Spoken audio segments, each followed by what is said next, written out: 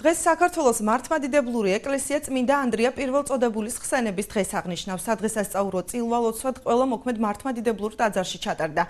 გადმოცემის მიხედვით ანდრია პირველწოდებული საქართველოში მაღალმთიანი აჭარიდან შემოვიდა. მან სვიმონ კანონელთან ერთად თითქმის მთელი ქვეყანა შემოიარა და არაერთი ადამიანი მოაქცია ქრისტეს ჯულზე.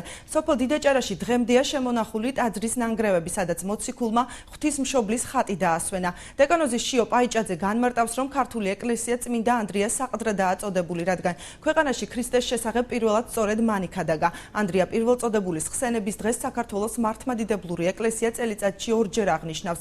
13 დეკემბერი წმინდა მოციქულის აღსრულების, 12 მაისი კი საქართველოში შემოსვლის დღეა.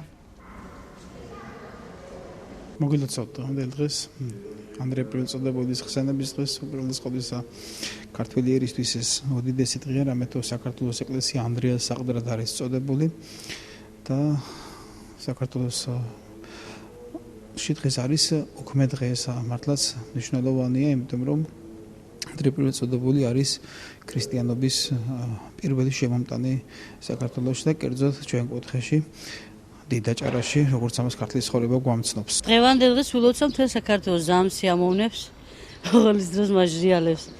ნათლობაც გვაქვს, დღეობაც, რა ვიცი, ყველაფერი ერთად გვაქვს, ძალიან გვიხარია. დღეს არის წმინდა ანდრია პირველწოდებულის მოციქულის დღე, ყველას გილოცავთ ამ დღეს. მისი მადლი და მეოხება არ მოკლებოდეს სრულიად საქართველოს.